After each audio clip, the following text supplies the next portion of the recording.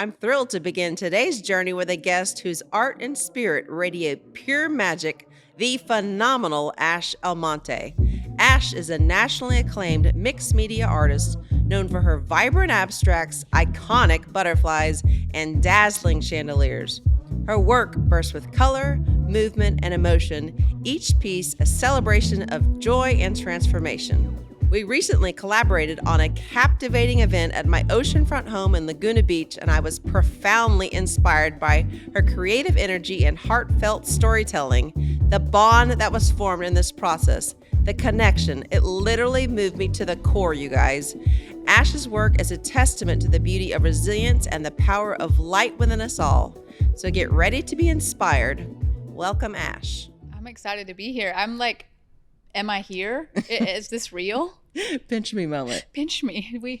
I'm here. I know. So we'll tell you the story, but before we get started, just tell the audience a little bit about yourself. I'm Ash Almonte. I am married with 2 children. I have a wonderful husband of 20 years, backbone of all the things, including this art journey. 2 beautiful children, Emma and Henry, 8 and 9, and I have been working as an artist full-time. I said 17 years, but I got corrected that it's been 20. So that there's makes it that. even more interesting, 20 years. Yeah. So live in Austin, Texas, and I'm just grateful to be doing this and be on this journey.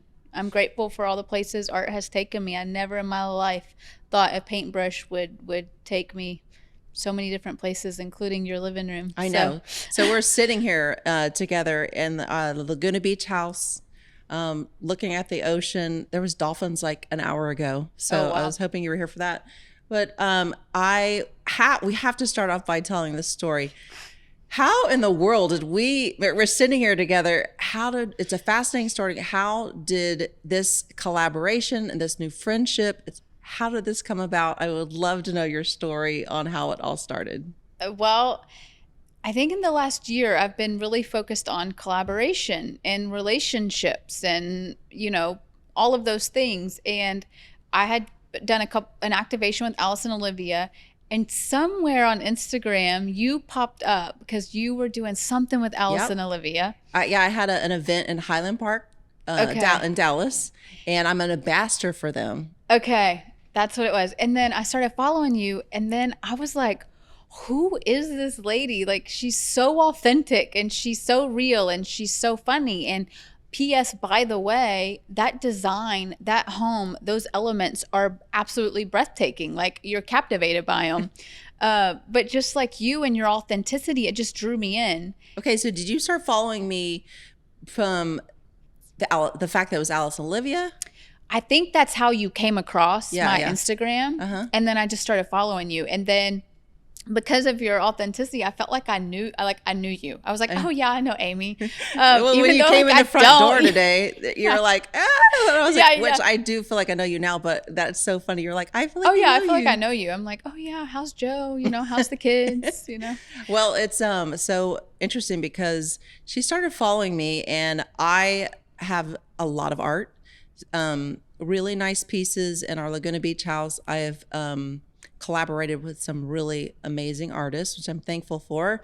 And then our Texas house, I have like 2 David Yarrows. I have a David Yarrow here, a James Verbecky, like several artists. And I definitely, and Joe, we have an eye for certain art. Like most of it, obviously, like everybody else, you're like, but then there's certain art.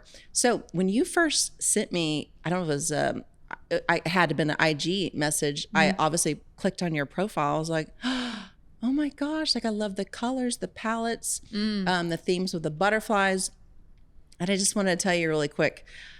So this house in the master bedroom, my first piece of art that I ever worked with another artist, her name is Karen Gerard, and she lives in Santa Barbara. And my designer hooked me up with her. And I had never done this before. So we talk on the phone a little bit, email back and forth. And I was like, I want to meet her. Mm-hmm. And she wasn't like totally used to that. A lot of the artists aren't quite used to that. So Joe and I we drive to Santa Barbara, we go to her house, And Oh, her and wow. her husband are there in their studio, lovely home, beautiful people. I remember the little cute dog like barking around. She takes us into the back of her studio where she does all her work. Uh-huh. We go back there, and guess what she specializes in? Butterflies. Oh, wow. Oh, wow. Yeah. So we worked with her and created our very first piece of art in our dream home here at Laguna Beach. And it's a butterfly piece. I love that. And I think that's another reason why I'm obviously so drawn to you. Mm-hmm. So I would love to ask you, what is it with butterflies and your pieces? Well, I'll tell you, I started the butterfly series in 2022. So, unfortunately, in 2022, my father passed away on my husband's birthday. He was 58 years old. We were incredibly close, and in the early years of my art journey, he would build my canvases. So back in the day, we built canvases. We didn't purchase them in order to make a painting. There was, you have to build them. And some artists still, when we do like big commission work, we have to build them. But anyways, so when my father passed away, it was clearly unexpected, shocking, all the things. And I was leaving the hospital, and a butterfly, as I was walking out of the hospital that morning, it crossed my path. But the way it engaged, like the way it caught me, was, when you get those like those goosebump moments, and you know that like something bigger is happening right now, almost like when a baby's born. It was that, and that's what happened. And I just kind of like let it go, whatever. You're really, when something terrible like that happens, you just are in a different world. And so as the days went on, the next day I had to make all of his arrangements. I wasn't prepared for anything like that. And as I entered the funeral home, there was a butterfly standing behind the woman who greeted me. There was a picture. And then as we went on, these butterflies, they just kept following me. Like, I even took my kids to Kalahari the third day because I just needed to get out for a moment, and just like, and we took them to Kalahari, and they brought a dessert, and there was a butterfly on the dessert. And it just kept following me everywhere. And so the first painting I made after my father passed, I thought, man, I just got to get this butterfly out. Like, it won't quit coming at me. I've just got to get this out. And so I painted this big, beautiful blue butterfly that hangs in my dining room. And I kind of thought like that was that. Like, I just needed to get this out, And then I started researching butterflies, and it just kept coming to me. And I heard this quote. I kept thinking like, what? I'm a like a faith-based person, and I really feel like Same. art is. Which is another reason why we're connected. Yeah, that's true. That's very true. We know why we're here. I know. And I feel like art is a way I communicate spiritually. And I kept saying, God, what is it with these butterflies, man? Like, what are you trying to show me here? And I had heard this quote, and it said, butterflies can't see their own wings. They don't know how beautiful they truly are, but everyone else does. And people are like that too. Or butterflies can't see their own wings. They can't see how truly beautiful they are, but everyone else can. Yeah. People are like that too. I just want to take a quick moment, you guys, to give Ash a shout out. Her work is truly something so special, you guys. After collaborating with her, I was so inspired. I ended up commissioning a custom piece for our Laguna Beach home, which literally speaks volumes, and it's now one of my absolute favorites.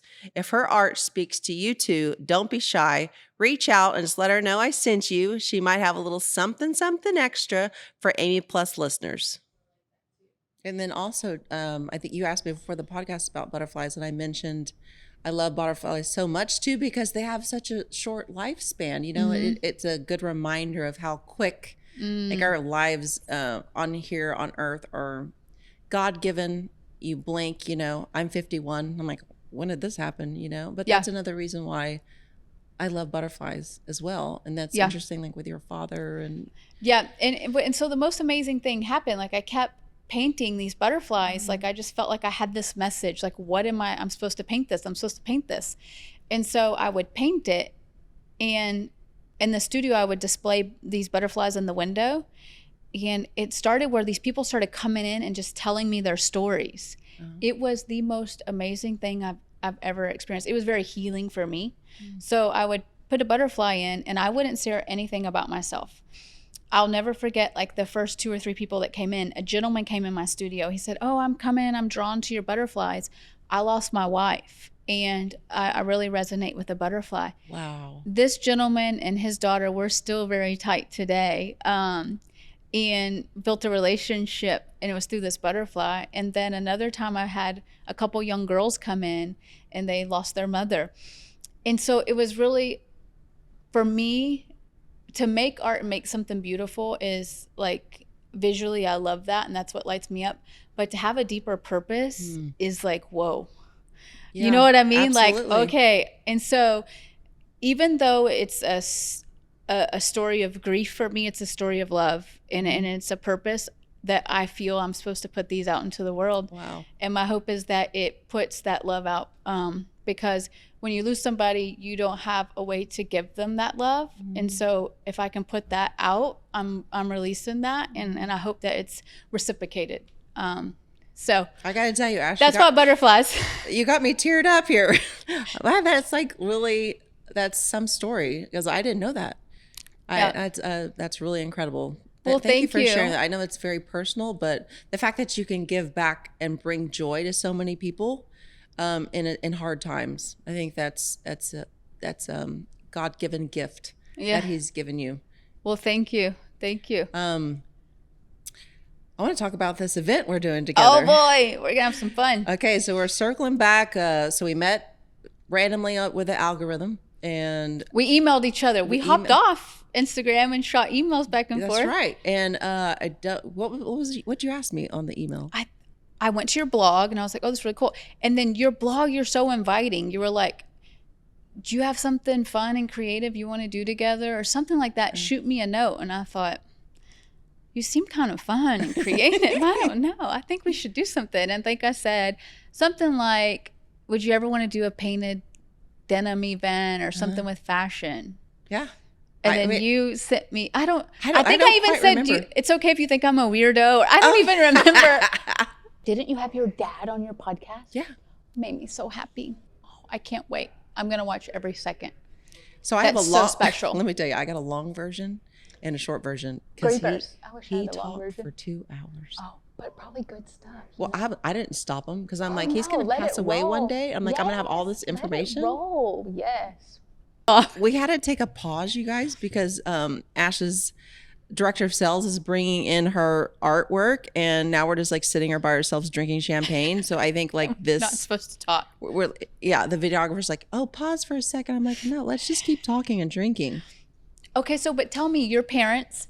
Okay, so cheers. Cheers. You have your dad on your podcast. Okay, yeah. Like, so what's it about? I was wanting to do a podcast now for over a year. I prayed about it. I just wasn't sure, because it's a commitment. I mean, bringing in guests, and everyone's so busy. And I was like, okay, if I do this, what's the number one person I want? I want to hear their stories. And I was like, it's my dad. So yeah, I was like, my dad, I want him to be my guest. He's a storyteller. He is, we're like the same person. Like me and my dad are very much alike. And he grew up in a town where he nobody else went to college. He went to college. Then he went to the Vietnam Air Force. What town did he grow up in? Houston. Houston. Oh, him? Okay. Your dad. Beaumont, Texas. Beaumont. Okay. Yeah. Okay. Yeah. So we have a very similar spiritual story. How we became Christians. We were both wild. I mean, to be honest with you, I mean, you see my personality, and can you imagine God's hand not on me?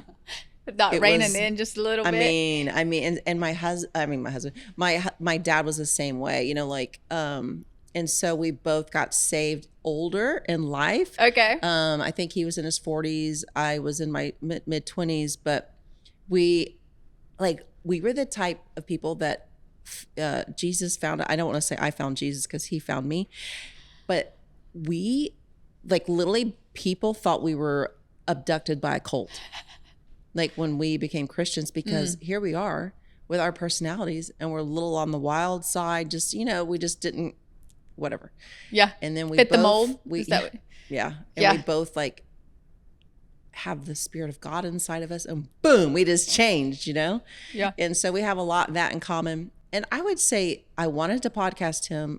I always think about the future, like future generations, whenever he passes, and then I pass, and then the kids after that, and the great grandkids, they're always going to have these stories of him on my podcast. Yeah, it's so true. I feel like that's the most meaningful thing you can leave as a legacy with your family. It's so true. And like, I'm so thankful for the iPhone and all the times that you just randomly video, because when I think about my dad and like when I miss him, I watch these random videos because it was during the pandemic and my kids were little. And so my father unfortunately became handicapped before he passed. So fully wheelchair bound, all the things. Did you say that was 2022? Yeah. Well, he passed in 2022.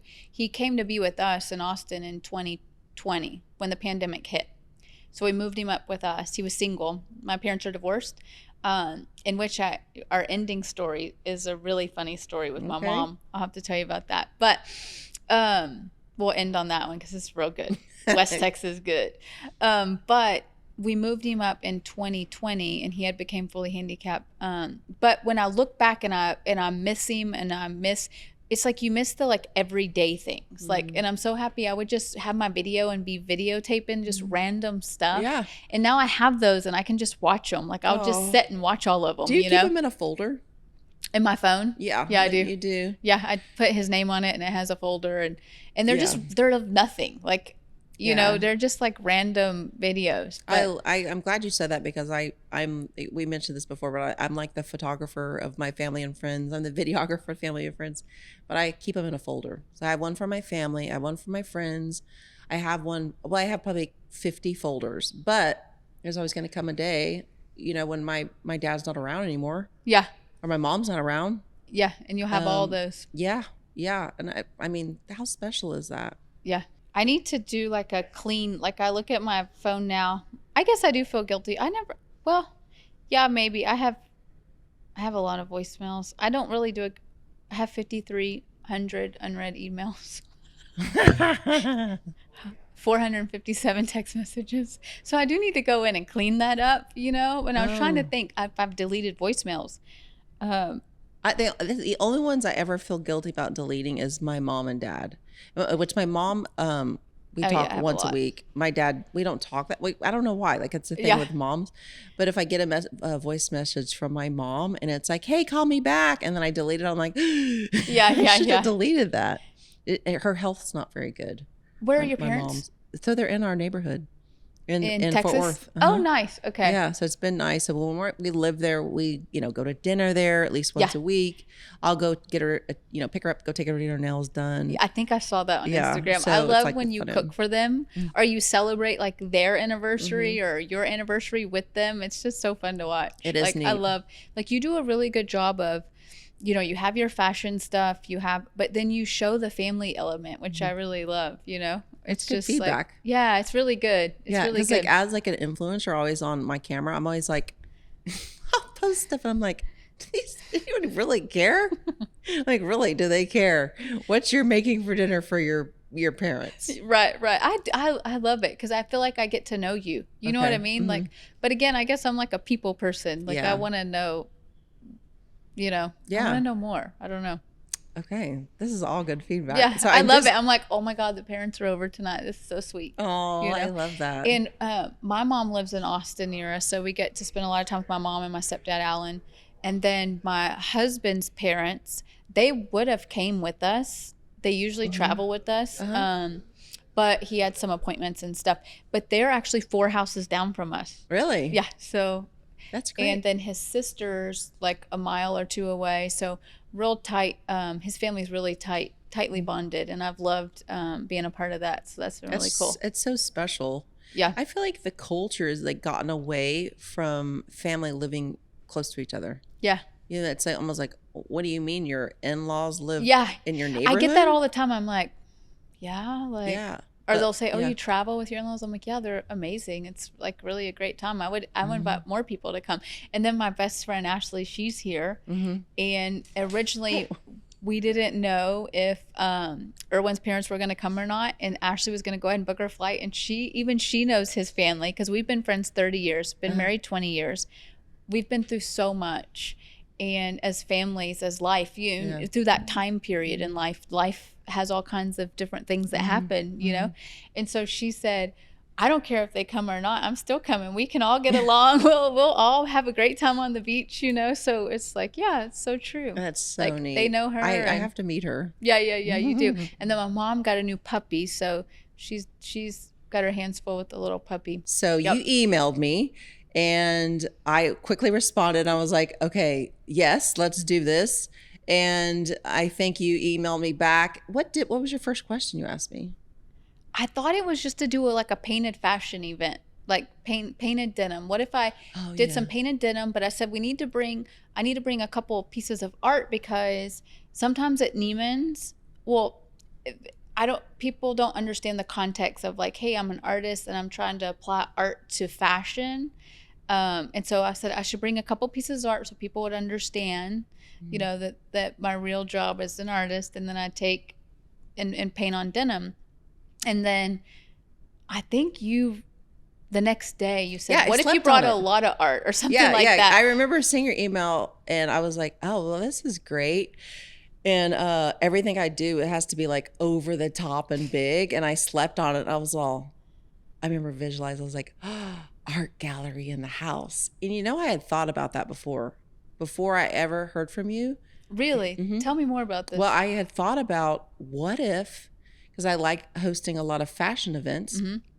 What if one day I turn my house into an art gallery and I have an artist that comes in and sells her stuff. So it was like plant like a small thought. Like probably I'm like washing my hair and going, ooh, you know, how you do like daydream. And so I think that was like implanted in my head. And I see your email, I sleep on it. I was like, oh no, we're going big. Snap. Yeah, we're not just painting on jeans and bringing a piece of art. Like this is, I feel like anyway, I responded back to you. I was like, how about an art gallery or how about several pieces? And I think you had to think about it. Yeah, because I was kind of like, what are we doing? Is this like, wait a minute, you know what I mean? Like, okay, what's happening? It's all happening so fast, you know? And then I thought about it, but I have to tell you, a really good piece of advice that I have learned through this is we were in the studio and I was talking to my mother-in-law and my father-in-law were there. And I was telling him, I was like, hey, you know, I met this lady. We're thinking about doing this pop-up art event in her home. We've never really done anything like that. Oh, P.S., by the way, it's in Laguna Beach, California. And, you know, he's like, we're talking, and he was like, he's ex-military. He said, you know, when we're in the, he said, I'm going to give a piece of advice. Whenever we are given an assignment in the military, we are given that duty, and we are to execute that duty no matter what. So you need to decide either yes or no. And if it's yes, you just. This is before you responded to me?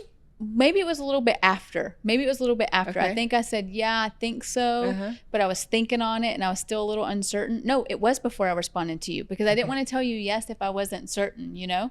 And the father-in-law stepped in. Yes. Well, we were talking it out. The wisdom. Yes, we were talking it out because there are so many moving parts with, you know, shipping artwork. What shows do we have lined up? What other commitments do I have? I want to make new work for your pop-up, right? It's really important to me that I like do all the things properly, so you know? What did he say? He said, so you need to decide if you want to do this. And if you say yes, don't list out any barriers. You're just going to Laguna Beach and you're doing a pop-up, and that's that. And because I kept going, okay, well, we have to ship it. You know, if we ship 10 pieces and we crate it, and then, you know, if art sells, we have to crate the art home. We have to custom build those crates. Are we going to stand on this beautiful home and have these tools and recreate artwork? And like, it wasn't all. And he was like, no, you say yes and you just go. You figure it out. You don't list barriers. And so I was like, okay, yes. And I was like, my gosh. You know, just here we go. You know what I've learned over the years? I always say this for fathers and moms, but I always go, moms are always right.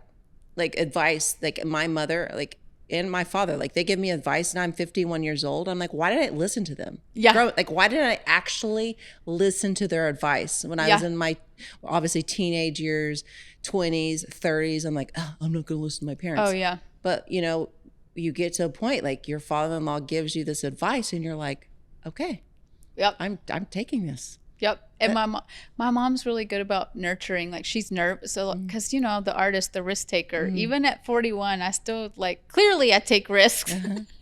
But she's like, okay, honey, you know, are you good? Are you sure? Are you know, because it's like, from a mom's perspective, hey, mom, so I met this lady online. P.S. I haven't technically met her, but we're going to go to her home in Laguna Beach. I'm going to take my children. I'm going to pull them out of school. She's going, okay, sweetheart. Okay, so tell me more. I've never thought about the logistics of what you went through to get here. And she's like, okay, honey. And like, you know, she's not a scam, right? Or she's real. And I'm like, yes, she's real. I'm totally crying right now because I've never thought about like what you went through. Austin, Texas to here. And then, you know, we love, my husband and I and my kids, we love like good old fashioned road trips, you know. So we decided the road was the way. And then even telling my mom, okay, mom, I'm going to El Paso tonight. She's like, okay, honey, text me when you get there, you know. Has she called you since you've been here? I've texted her all along the way, you know. And so she's like, next time I'm going. So tell Ashley next time it's on me. I'm going. You know. I know. She's like, so I'm going to be in now Laguna that I've Beach. made it. Yeah. But I know that she probably didn't sleep for 2 nights. Oh, totally. She's totally worried about you. So you're driving through El Paso. She's like, are you in a serial killer's house right now? You think you're doing a podcast and all of a sudden you're getting locked in.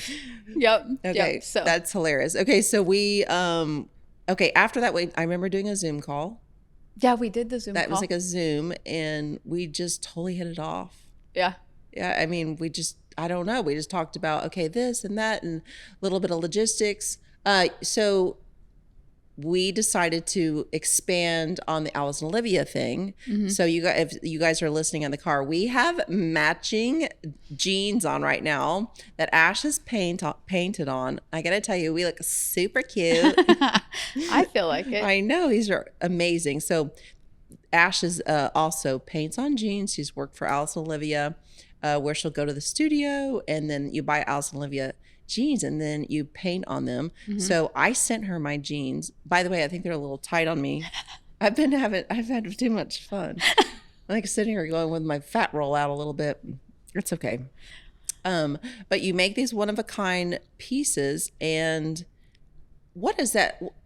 So painting on jeans, what does that do for you? Like what's the joy out of that? I think it's just making art accessible. Wearable, accessible. I think that art is, you know, one of the things we talk about is like, we don't want the event to be so serious. We want to have fun and we want to have a good time. But I think art is essential to our livelihood and our well-being and our everyday living. And so while having art on jeans, it's, again, people are being able to have that in their everyday living. You know, it's different than just a painting on the wall. It's getting seen, it's getting worn. It's a feeling that it provides somebody when they have these like painted jeans on, you know, it's a vibe. It's that. And so I'm all about just making art accessible for people. I just think it's so important and it's so essential. I think that's really, I think it's a field that hasn't been tapped into, to combine fashion and art. Yeah. Because there's so much you can do. I was on my Instagram story the other day, and I think I was like, I don't know if I guess it's just a story, but I was promoting the event that we're doing. And all of a sudden I thought about my Chanel purse that was painted on. So the quick story is I got my very first Chanel from Joe, and it's like this dark navy blue. And I got it and I was so amazed by it, but then I noticed I wasn't wearing it because of the color. I don't wear a lot of navy. I don't wear a lot of that kind of color. So I just like wasn't wearing it out to dinner. I was like, this is this precious baby sitting in my closet, so sad, and it needs some love. And another reason why I feel like we're so connected is I hire a lady out of Laguna Beach to paint on my Chanel bag. That's wild. And I asked her to do butterflies. And like, once again, like, I That's feel amazing. like this is like such a connection. Like, we totally know each other, which I will say, I told Joe, because this is the first Chanel he ever bought me. This was, I don't know, 12 years ago. And I don't know what it cost back then, $3,500 or something ridiculous. Yeah. And he was like, "You're going to do what?" I was going to ask what his thoughts were on this. He was like, "You're getting your Chanel painted on?" And and I was like, "No, honey, you need to trust me." And to this day, now I actually take that bag out and wear that Chanel because it has the butterflies on it. I love that. I know. So back to the event. That was the funniest story with your experience.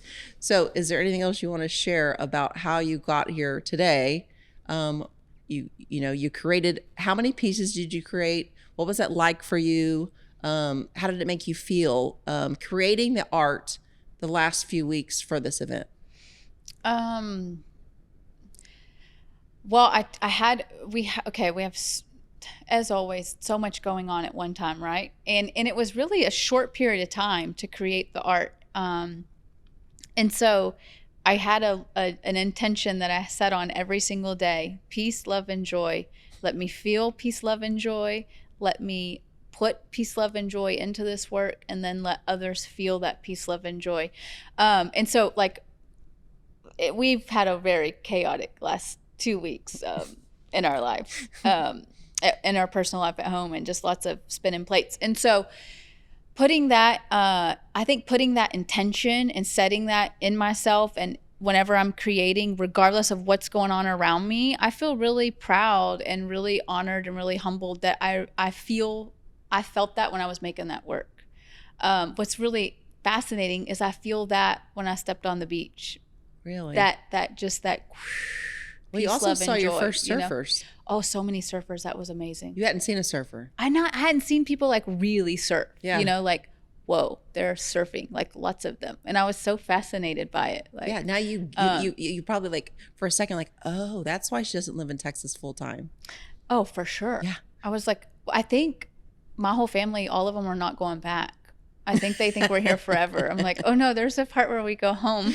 They're gonna be like, can we please go back? But also, like, thinking, I think what also helped create the work is that you've done such a beautiful job in designing this home and like sharing all these wonderful elements.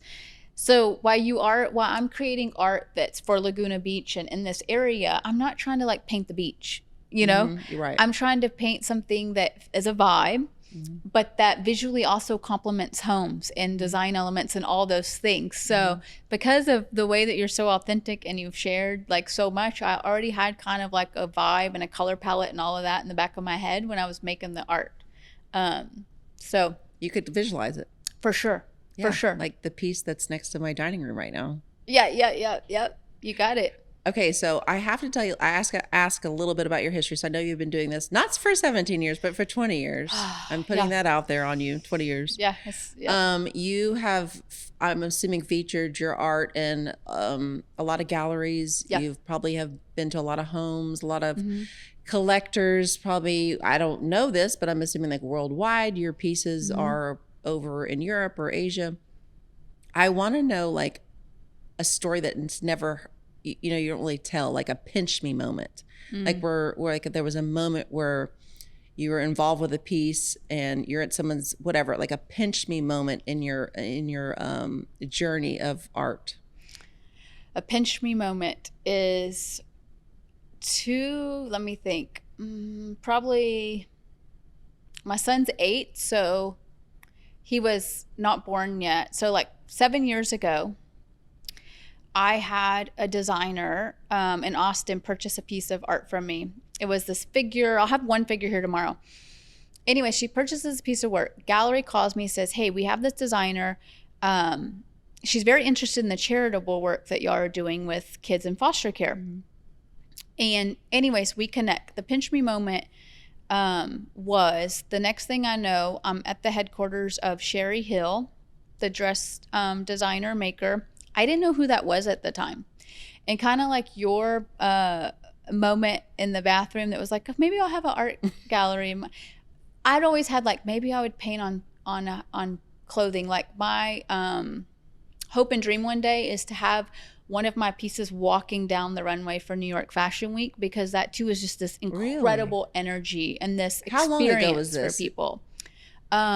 This was in 8 years ago. Okay. So I didn't do anything for New York Fashion Week, but in the back of my head, that's always something that I hope to do, is to be able to have that go down the runway, that just walking art that's just this incredible moving energy. And so that's always just been right there. And so, like I said, the next thing I know, I'm in this designer's headquarters, and she makes these beautiful gowns. I didn't know who Sherry Hill was. I didn't know anything about Sherry Hill, nothing. Couture, I didn't know anything. And so it was her daughter, and we're talking, and long story short, the pinch me moment is we work with kids in foster care, and a lot of them don't go to public school. We work with teenagers, and we do art and activities, and she was willing to throw a prom in her headquarters for the kids that we work with in care and dress all of them, have her hair, makeup team, everybody come in, do their hair and makeup, make them feel like $1 million that day. And then we were gonna get a limo and ride around town. Then she says, you know, what if you were to paint on one of our gowns and we could unveil it at New York Fashion Week? Stop it. And I was like, and P.S. I'm 9 months pregnant. 9. Of course you are. 9. And I was like, oh my gosh. Okay. And it was just so overwhelming. And I think it was so overwhelming because that seed had been planted in me, you know? Yeah. And so we had, I think it was like 2 weeks to do this. And she gave me some dresses, moved forward. The prom was executed. It was absolutely amazing. Like, you talk about crying for days. These kids, like, it was the most beautiful, most generous, over the top thing I've ever been a part of. Like, absolutely beautiful, amazing. Like, I just can't believe her and her team did all of that. So could you tell me more about that? This is it a foundation? The nonprofit? Yeah. The nonprofit. So my husband and I and a few others co-founded a nonprofit called Hopefully So, SOW. And the idea is to sow seeds of love, joy, and aspiration for teens in foster care. So we try to meet them where they're at, whether they're in a shelter or a group home around Austin. And we provide them with art for sure and activities, but we try to expose them to things that maybe plants a seed and gives them experiences outside of the system that, you know, maybe they'll attain to do this or taste a taste of that, or while they're in this really hard time in their life, could we give them some joy and some fun? Because I can't change what they're going through, but maybe we could, you know, give them that little give them spark. give them a little joy, give them a little fun. And so this prom was over the top. I mean, it was amazing, and her team did that. And then I did get to paint on the dress. Unfortunately, being 8.5 months pregnant, I didn't really execute, but I got to taste that. So I was very grateful. Dress? You know, we weren't able to pull the dress off, unfortunately. You're a little busy. I was about to have a baby, big old baby boy. And even Sherry, you know, I have a picture of me. I'm like squatted down and really pregnant. And did you go to the prom? Oh, I went to the prom. The prom was lovely. But it was just that was a pinch me moment, like watching this. Not only did I get to like taste something I had dreamed of, but to see someone share this love for these kids and go over the top like that. It was like, how, and guess what got me there? A paintbrush. Yeah. Like, you know what I mean? It was just like, wow, you know. So that will always be like a pinch me moment, and seeing those kids be showered like that was like, wow. I can't imagine how much that meant to you, like how you felt. Oh, it was. And for them, you know, to see them be treated like that and dressed to the nines like that, like, and to see someone be so generous like that, it was that really, so much. It was pretty cool. You're telling this story, and a lot of people don't know this about me, but I used to be a coach. I used to be a volleyball coach. Okay. An athletic director. And I coached for 17 years. Oh my God, that's something else we have in common. There you go. When I was coaching, I used to be like, I'm going to get to 20 and then I'm done. Yeah. But anyway, stopped at 17. But I remember taking a job in Grand Prairie, Texas. I coached there for, 8 years. And these kids were, you know, not well off, didn't come, mostly single moms. Anyway, they didn't, you know, they just came from a different life. So, and I was raised in a middle upper class family, and I started coaching these kids. And it was a varsity 5A school, so it was a big school. So I had 5 teams. It was a varsity coach, a JV, and like 2 freshman teams. Anyway, I remember taking my varsity kids. There's probably 12 on the team.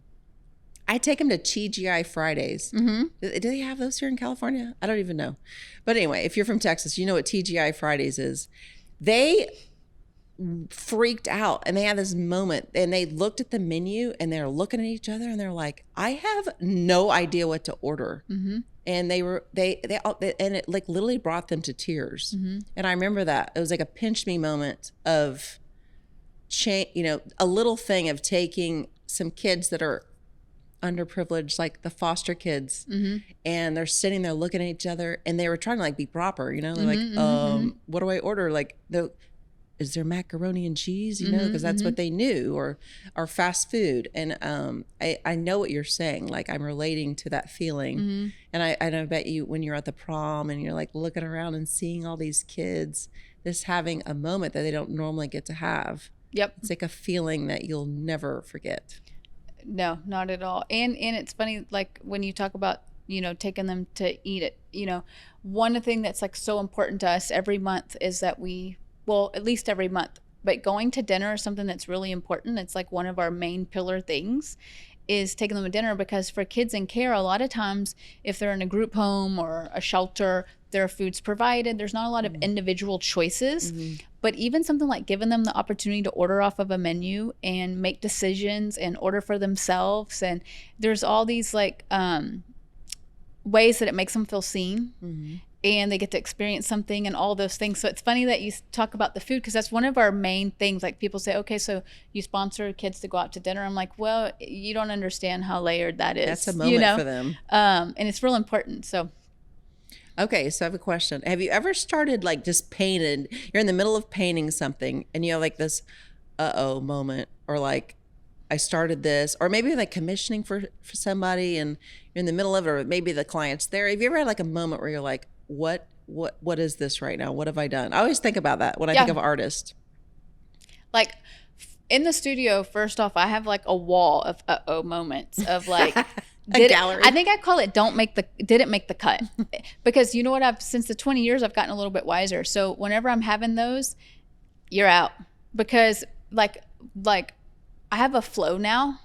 And if it ain't flowing, it gets moved to that back wall, and it's the no flow wall. And there's like 30 pieces back there that are no flows. And like you mean when you say you learn, like, did you used to try and correct it? Oh, I'd try to correct it. I'd battle it. I'd get mad at it. And I'm just like, oh no, you're not flowing. And it doesn't matter how far along I'm on the piece. It doesn't matter. It's getting moved, because I've hit a flow now. Like I've got a zoned in flow, and I know the moment that is off whack, you got to go. I'm going to waste more time. To them? I have I probably have 30 to 40 to, I don't know how many pieces that are just stacked. And this director of sales, that super handsome husband of mine, he has no problem showing people the no flows. And I'm like, oh no. Those are no go, no flow. That's not for nobody. So I wish I could tell you that I had this like, oh, well, here's how I work through that. You're out. You're not flowing. You're out. So I just start over. That's interesting. I've always wondered that, because that has to happen like quite often. Yeah. Especially like for the early artists, like they're just starting out. So real quick, the Fashion Week vision that you had, like one day you want to have the art like going down the runway. How do you see that happening one day?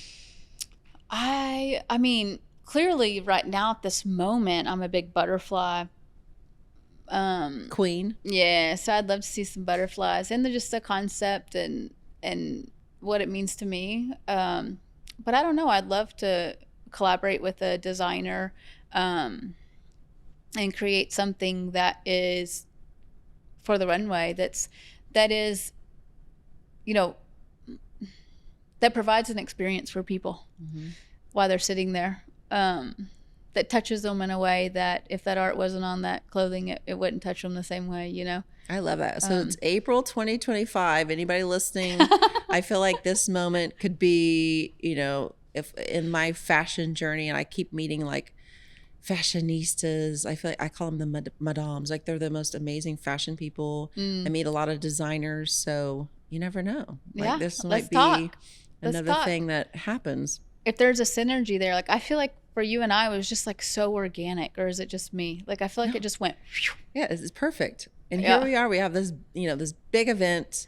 I have a lot of people so interested, but they want to know more about you. So I'm so glad we're doing this. They're like, who is this like mystery lady? I like being a mystery, but I'm coming out of my shell. You're bringing me out of my shell. Yeah, she's like, I don't like being on camera. I'm like, the second you walk in my door, you're on camera. So I hope you got your lipstick on. I was like, done a lot of praying and meditating up to this day, because I knew once I'm with Amy, that's it. We're done, baby. My friends and family have gotten used to it. They're like, well, I'm gonna be on a story.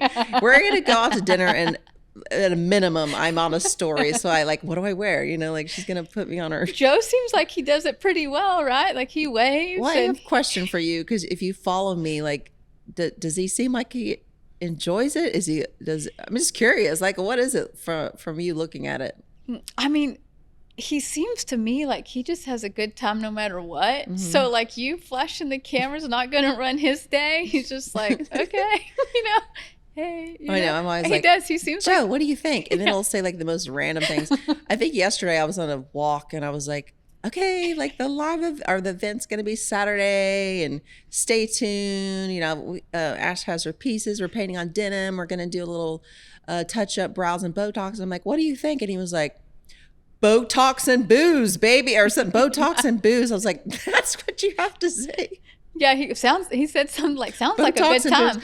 He knows how much I've been planning this event, and that's the one thing that he's he visualizes ladies getting boozed up with champagne in the corner getting Botox put in.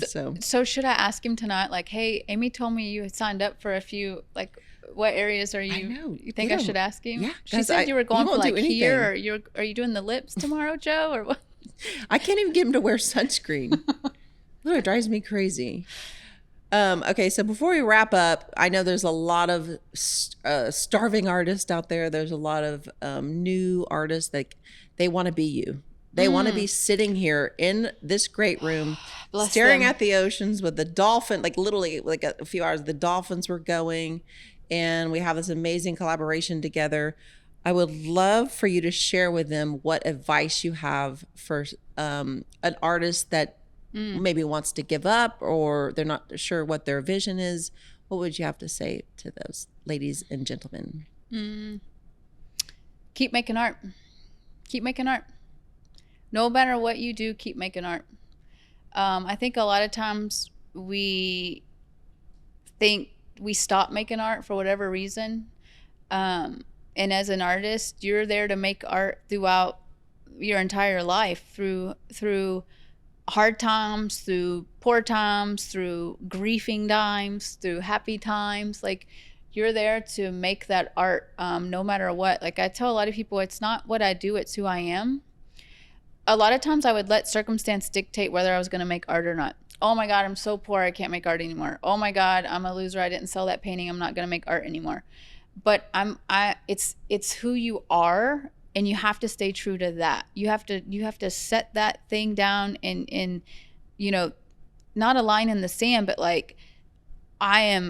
this is who I am, this is what I do, no matter what. No matter if I have to work another job right now, I'm going to wake up at 4 a.m. and I'm going to make a little bit of art. No matter if I have 2 babies back to back, I'm going to wake up at 4 a.m., I'm going to make a little art. No matter if I'm painting in my kitchen, on the kitchen top, I'm going to make a little art. No matter if nobody's buying it, I'm going to make a little art. The only way, for me, it's old-fashioned. Now we have marketing and all these things, but the work will prove itself when you're putting the work into it, And then also, after that, I think relationships are really important. I think meeting people, getting to know one another, connecting with one another, not so much like, hey, look at me, look at my art, but like, hey, I'm an artist. Tell me a little bit more about yourself. It's just, relationships are so important, you know? I think for artists, for me back in college, I thought that I would make this wonderful painting. I would set it outside my studio and somebody would discover me and they would take care of me. But that's not true. Like, we have to take care of ourselves and our business and putting our work out there and selling our art and connecting with people and all of those things. But before you can do any of that, you have to make a commitment to yourself that you're going to make art. Because life's going to happen. It's going to happen. And you just got to make that art no matter what. Well, you know, you said to me when you got here that, you know, you're not really want to be in front of the camera. You're not a shy person at all. But when my second piece of art here was with James Verbecky, who's a very well-known artist. He does a lot of Hollywood stars and the people in LA and travels all over, goes to all kinds of things. Anyway, when I had already met with Karen Gerard about the butterfly piece. Well, I'm used to like meeting the artist, you know? So James Verbecky comes along. My designer is like, oh, well, let's do a piece with him. And that's a story in itself, but he didn't meet clients. Like I'm sure he did, but this wasn't a thing for him. And I was like, no, like if this is like that, I want this to be meaningful. I want to meet the artist, which is what you're saying, like meet people and go talk to people. And then when Joe and I went to his studio, we met him. At first he was like pretty standoffish. He was like, who are these Texans coming up in here? And, you know, gave us like, I don't know, 10 minutes. And then all of a sudden he just loosened up. And then he takes us upstairs and we create together this piece. It's like a love story piece. I emailed him how I felt about Joe. And then Joe emailed him separately about how he felt about me. And then from those two emails, he created a piece that hangs next to our dining room. And it has it's so special. It's so meaningful. And saying what you're saying, if he wouldn't have been open to meeting us and talking and all that stuff, we wouldn't have, I don't think, the piece that we have, because he put so much love into it and intention. And to this day, he has come to several of our parties. He's come to our housewarming party. I love that. And we've met his wife and we have a relationship now. So I think what you're saying is for artists, because I think sometimes artists in general can be a little shy or they're not A-type, you know, personalities. Maybe I'm wrong, but that's the impression I get. So I think the advice that you're giving is very, you know, you got to get yourself out there. You got to talk to people. Yeah. And for me, I think like I'm more of like an intimate relationship type person, you know. I am very shy around the camera. I will do Q&As at the gallery. I will do panels, but afterwards it's like I have to just like sit by myself. I feel like very very vulnerable, all the things. But yeah, you do. And like for me, I tell people, and this might not apply for all artist personality, but I'm like, dude, for me, there's a reason Van Gogh cut his ear off. Like, bro, I'm not meant to be alone. Like, I'm not meant to be alone. Like, I'm not meant to be alone. Like, and so I would rather push myself. Like, I was scared as hell knocking on your door today. Like, what am I doing? Where am I? What is happening? Door in front of me? Yeah. Like, oh my God, all the things my mom said is running through my head right now, you know. But for me, I can't do this alone. And I think, but also I feel like maybe also maybe finding someone who can walk alongside you while you are growing and while you are trying to step outside your comfort zone. Because I always had my husband, I could stand behind him.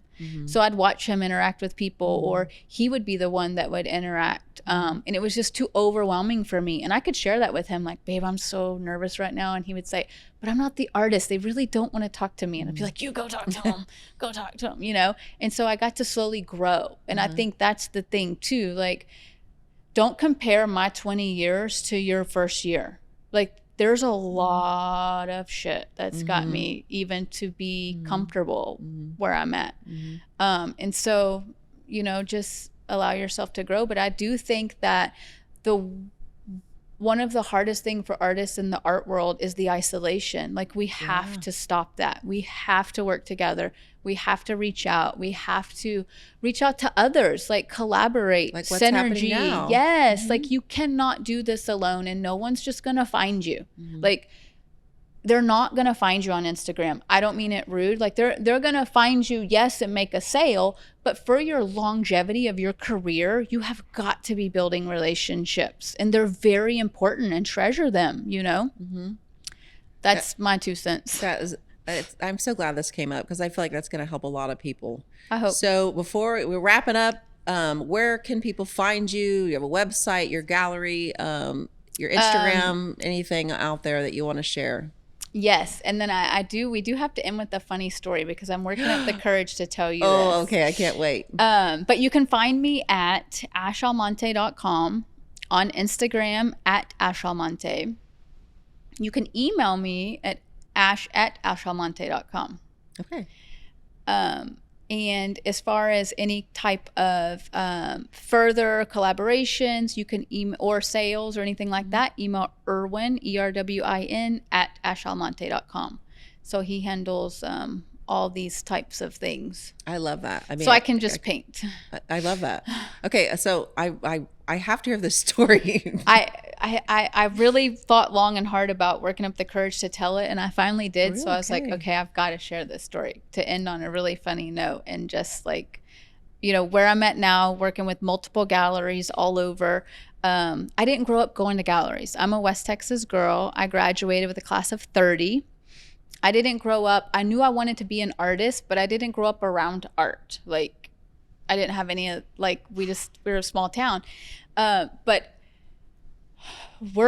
artwork, funny story to end on.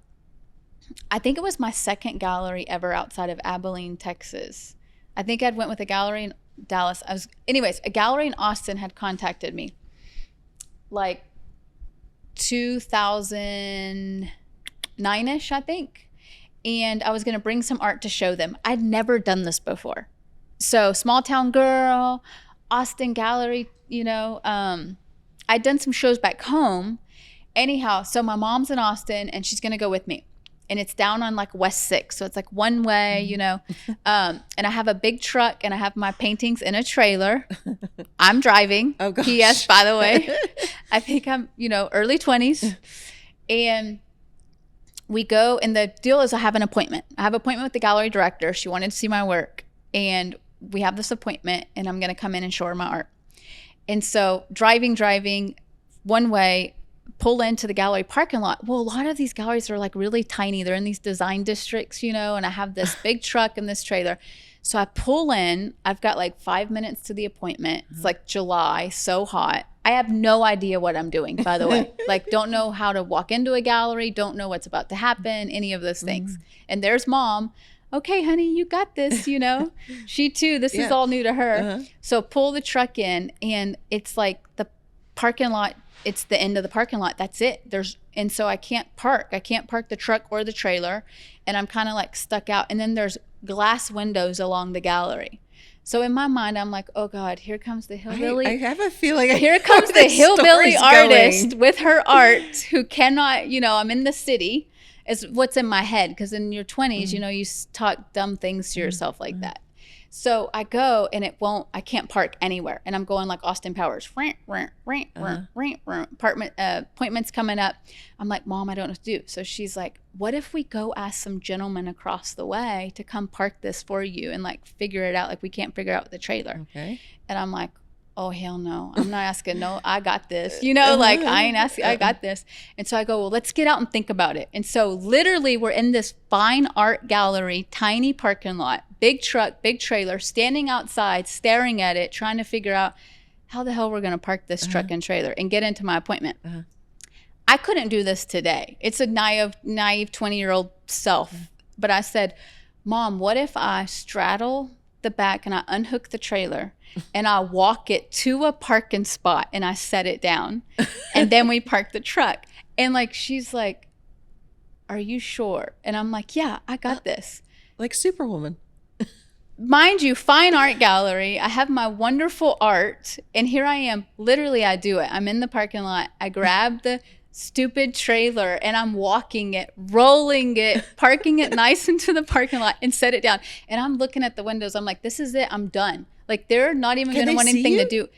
They said they never saw it. By the way, let me tell you what happens after I walk in. Okay. So I'm beating myself up, right? I'm like, oh my God, this is so like clamped. Like, what are we doing? You know, like, God. Hillbillies have arrived. Totally, the hillbillies have arrived is all I'm thinking. Like, and they're going to know it. And so Mom waits in the truck. I'm sweating. I start unloading the pieces. And I'm just overwhelmed with this, what just happened. And this gentleman stops me as I'm walking in. I'm unloading the pieces. And he goes, excuse me, how much is that piece you just set off? And I thought he worked there. No lie. Let me tell you. So I thought he works there. So I'm like blowing him off. I'm like, hold on, sir. Let me get all the art in and then I'll talk to you. So I go get all the art in. And then there he is. He's still standing in front of this one piece. He's still standing there. Still standing there. So I go, and I'm naive, very naive, never done this before. So I walk up to him and he's like, so it was a piece, a Radio City music hall I had done. And he happened to be, God, I can't remember his name now, but he was in radio. Oh.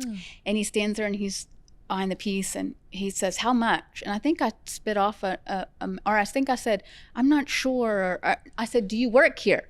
And he said, no, ma'am, I'm wanting to buy this piece. How much is it?